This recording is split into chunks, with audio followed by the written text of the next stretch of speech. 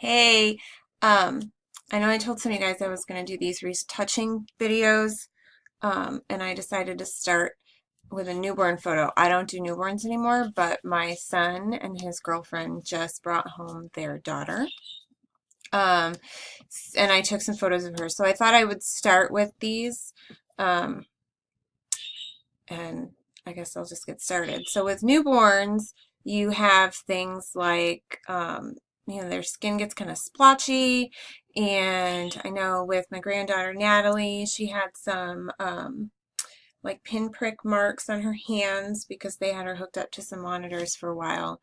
You'll get like red spots. She was a little bit jaundiced, so she's got a little bit of a yellow tint. So you've got some of those things that you might want to fix so that you can, when they look at the images, they can focus on, um, the memories and not, oh, look at the poor pinpricks, and you don't want to remember that stuff or how jaundiced she was. You just want to remember the good stuff, right? So, I'm assuming we're all shooting raw and we know how to tweak for white balance and contrast and exposure and all that stuff in raw. So I'm going to skip that part. And I have this photo of Natalie. And you can see she's got the little mark on her hands. Her hands are bruised from the needles. But I'm going to start by fixing the jaundice, that yellow tone, and the red splotch over her right eye, where I think she was smashing against my shoulder while I tried to get her to sleep. So the way I do that, and everybody retouches differently, but the way I do that is yellow, you would take the color that's opposite on the color wheel to cancel out a color. So opposite of yellow is purple, and to get rid of red, it would be green. So we're going to create a new layer, and it's a fill layer, solid color fill layer, and it's purple. I have this kind of light lavendery color. And now I'm going to set that to color, and I'm going to turn the opacity all the way down, and then just slide it up till she doesn't look yellow anymore. So you don't notice the difference when you're doing it, but the before and after, and she might be a little too pink. So maybe just 10. And that's better. You can see a big difference there, and she looks a little more pink. My images are a little softer, so I don't mind that soft pink tone. Well, the splotch over her eye might be a little more weird to fix. I'm just going to duplicate this purple layer, and I'm going to come in here and change the color. And you can see, yes, the image turned a little bit green. It's not as pleasing anymore. But all we want to look at is this area over her eye, right? So that's the only part we're concerned with. I'm not going to mess with opacity right now. I'm going to click the mask, and I'm going to use, I'm assuming we all know how to use masks. I'm going to use the paint bucket to and switch this to black fill to turn the mask off. Now that means the layer is still there, it's just hidden. And we're going to use our brush tool and turn the fill back to white, and I'm going to brush over. I'm going to brush over to 100% because I'm going to adjust the layer opacity over here. And I'm just going to brush it over the red part. I'm using a soft brush. I almost always use a soft brush when I'm retouching. You don't want hard edges. Then we turn it off and back on. You can see, I'm trying to decide whether that looks a little green to me, but I'll go down to like 8. And that's a little better. You can turn your mask on and off. I want to make sure I get in here too because she's a little red right in there. So we fixed the jaundice and we've reduced the redness. You can see the before and the after. And now we have these little marks down here. I've duplicated the original image just so that I can go back easily, just in case, because we all make mistakes. So I'm going to use the spot healing brush, the one that you just click it to heal a spot, not the one that you drag. It's that simple.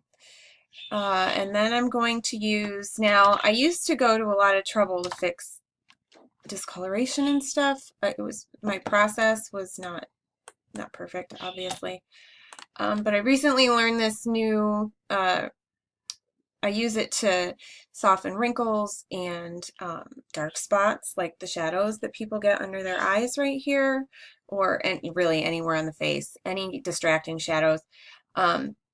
Her shadows don't bother me, but she has this bruise on her hand that I really don't want to focus on. So if you take your clone stamp tool right there, and turn the opacity down to about 10, and then sample a part of the skin. It's not a huge deal here, but a lot of times, especially at such a low opacity, it doesn't usually matter, but you want to be careful that the skin tone, like if you're sampling from the face to clone on an arm, sometimes the skin tone can vary and be weird. But we're using this at such a low opacity that it's really not gonna it's not gonna cause a problem. I'm gonna sample over here somewhere because we just want a nice warm sample from somewhere, and I'm gonna brush it over the bruise and a little on the splotchies up here. This will soften splotchiness. It'll soften wrinkles without, making them disappear and making the person look fake. And I'm going to go over it a couple of times.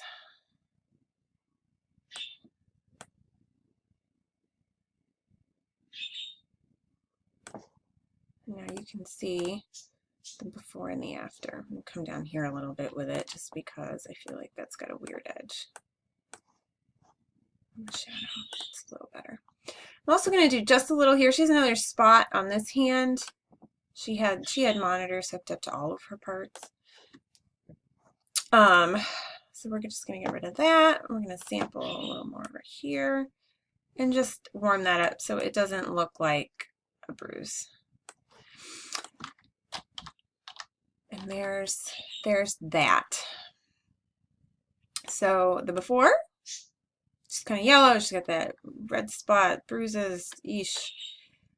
And after, a little more pleasant. Now, this is where I would flatten it, and I would use, right now I've got a trial of Alien Skin, which I think I might just go ahead and buy. At first I didn't really see the value in it. It does a lot of the same things that Photoshop does or your raw software does.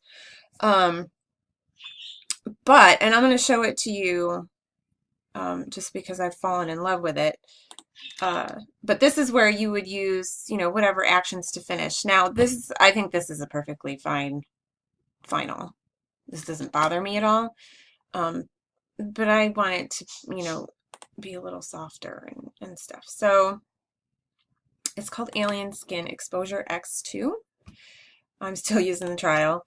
And it opens up this other window. And as you can see over here, it's got most of the same things Photoshop does. It'll save your last settings from the last image you did. So whatever flow you're working in, it's kind of helpful. You can click it and just adjust your last settings just a little bit. So it's cool for working in a flow like that. Now before, this is what it looks like in Photoshop right now. And the preset that I used in the last image, you can see it softens it up a little bit.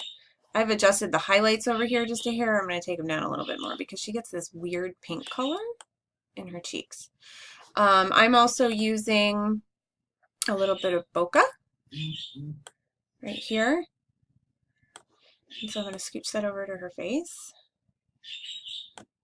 And you can see before the bokeh, after the bokeh.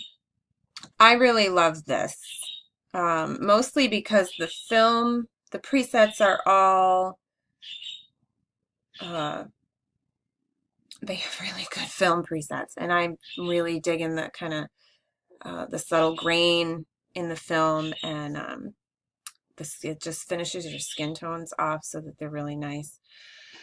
So this is a new favorite thing that I've been using. And it speeds up my workflow so much. I was using these really nice actions um, I think they're by Little Lusker. And I love them, but there's a lot of them. And I'm going to keep them because obviously there are some favorites in there that I really like. And they really have good like skin smoothing and stuff like that too. And I already know how to use them and they're part of my flow, so they're going to stay there. But I think for those little tweaks, finishing off tone and, adding the bokeh, the soft focus, I think I'm going to start using alien skin for that. It's super cool. So if you can afford something like that, I'm saving. It's a really cool tool. But at any rate, this is after my retouches, but before alien skin and then after. So this is the final image. So we got rid of some bruises and some prickly spots and some redness and some jaundice, and made Natalie look like Natalie looks and not like, a yellow, red, splotchy baby. I hope that helps some of you guys. The next ones I'm going to do will be on grown-up people. And I know not all of you edit the same way, and our finished styles aren't always the same, but maybe there was something in my flow that you didn't know about before and might help you speed up your process a little bit, or something you just didn't know about. The clone stamp on low opacity to soften skin and stuff like that, get rid of shadows. I just learned that like the last couple of months. And then I found out that my favorite photographer, Super Ice, uses the same process. And I went, oh gosh, well, if I would have known that. But anyway, that's that. If there's anything I can do differently, or there's a specific problem that you guys have that you want me to help you figure out and do a video on, I would be happy to do that. My hope for these is that I had a couple of people in the last year or so ask about mentoring or workshops, and I thought, not good enough to do that. But I don't know. Maybe I am. I'm sure I have something to teach somebody. So my hope is that through these I can kind of get a feeling for what that might look like, and maybe somewhere down the road there could be some mentorships or some, simple workshops on things like retouching and, stuff that I have solidified after 8 years.